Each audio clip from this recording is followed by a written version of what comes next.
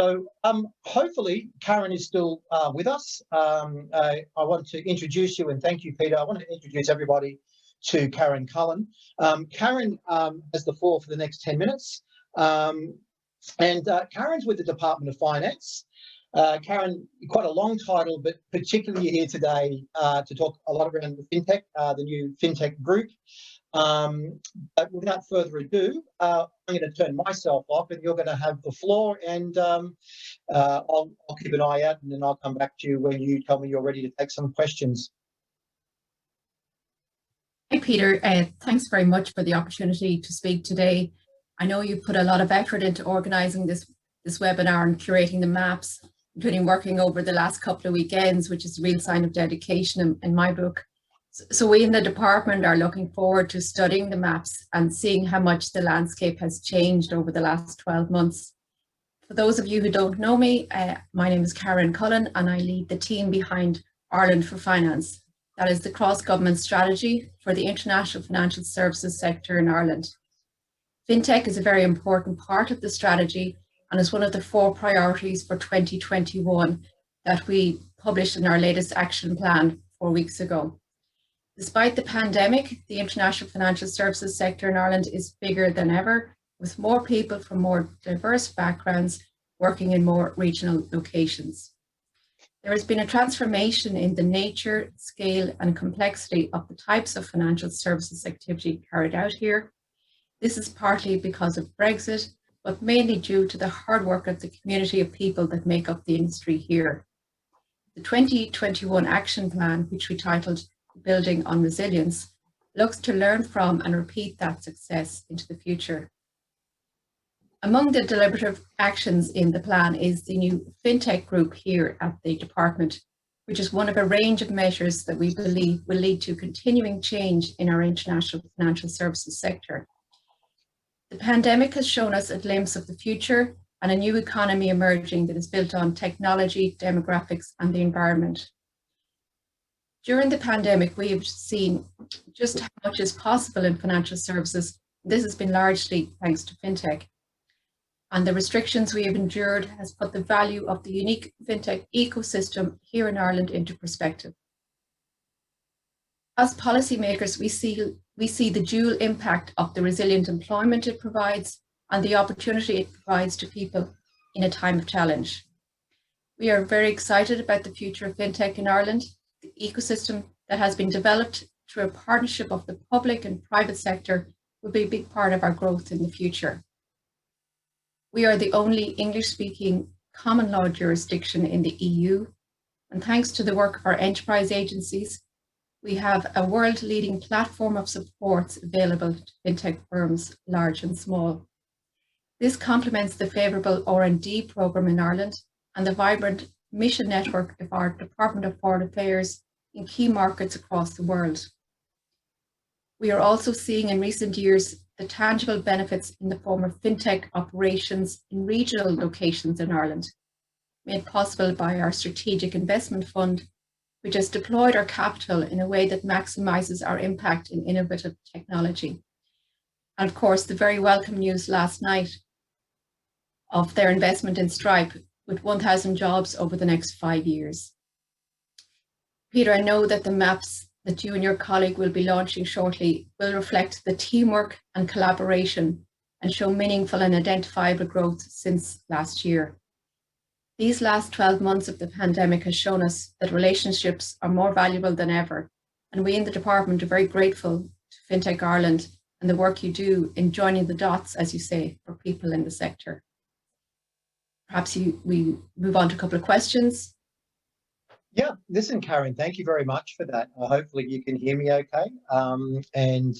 Look, well done on the, I would say well done also on the work with the European Financial Forum. Some amazing announcements announced there as well. And it's really easy for anybody on our session today. You just yell out the word Peter and you've got one of us. So hopefully we keep it nice and simple at Fintech Ireland for you. Karen, just a little bit more about the Fintech group. So I picked this up in the action plan announced by Minister Fleming at the Financial Forum. Could you put a little bit of a colour and context onto that for the audience, please, and what you think it's going to mean for the audience? Sure, Peter. So the core of the Ireland for Finance strategy is about matching our resources to the opportunities in the wider ecosystem. At the department, we have a new fintech group that I mentioned earlier, and at the moment it has two main priorities. So the first priority is an active and significant contribution to the development of EU policy and legislation to foster real innovation in fintech while protecting consumers against risks in a proportionate manner. And also the other priority at the moment is to try and orchestrate and coordinate all the activities of the relevant public and, as far as possible, private bodies under Ireland for Finance. We've had some very valuable initiatives in the fintech space in earlier action plans, including the Fintech Foresight Group and many other measures. But what we are looking to do with the new fintech group is to mirror the dynamism and innovation of fintech with a responsive, agile group, and one that complements the work of other state agencies and bodies. So rather than a one-size-fits-all committee, the kind that keeps minutes and loses hours, we want a cross-divisional group that will engage with the right people at the right time on the right issues. We've been very busy during this quarter in response to the recent EU digital finance strategy issued by the Commission last year.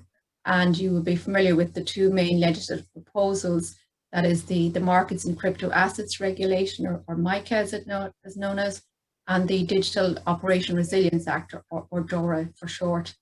So the next step is we'd like to outreach to various industry firms, from startups to incumbents to big techs who provide financial services by digital means, and industry representative bodies to understand their needs as a firm and to understand their business models and how the EU can provide an ecosystem for them to grow and scale.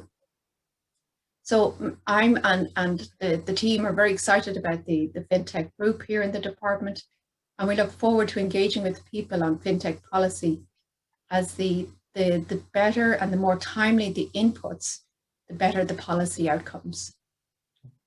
We've not yet finalised our terms of reference from the group, but some of the other work we'd like to consider includes mapping of state supports for fintech firms, developing recommendations perhaps on consumer education and financial digital literacy, facilitating startups to achieve an understanding perhaps of the role of the central bank as the independent regulator, the regulatory process, and down the road perhaps building bridges with other jurisdictions both inside and outside the EU to facilitate a truly global business. Thank you very much, Karen. Thanks for the wonderful insight, because I think a lot of us were out there wondering what was going on with the fintech group when we first read about that. And just very briefly, I guess maybe just a couple of bullet points off the top of your head is, what are the sort of opportunities and challenges facing Ireland for finance? And look, maybe you're going to hear things differently than what myself and Peter will hear it versus what Dermot's going to hear, or Lane's going to hear, or anyone else is going to hear about challenges fintech face. But I'd be interested about some of those things that you're hearing about fintech at the moment, but also the challenges, as I said, and opportunities coming out of Ireland for finance. Okay, I suppose in terms of the challenge facing Ireland for finance and fintech at the moment, I suppose the short answer is scale. There's two elements to our thinking on that. On the one hand, there are no shortage of opportunities, and we are a small country with limited resources, and we need to make our investments of time and capital count. And on the other hand, we think that it has become increasingly obvious, particularly in the wake of Brexit, our access to the single market for digital finance of 460 million people and the unique ecosystem we spoke of earlier will be our major differentiator versus other locations. So we feel it's crucial for us to be able to support people and firms as they look to separate the signal from the noise on the scale of opportunities available in fintech on the one hand, while at the same time, along with our fellow member states, look to build a truly borderless single market for firms to compete in. as we look back on the last 12 months and the challenge we faced with the pandemic, I think the response of the community of people and firms that make up Ireland for Finance has once again held up really well in the face of adversity. Listen, Karen, thank you very much for that. And listen, thanks for taking the time to join us today. I know you've got a busy diary.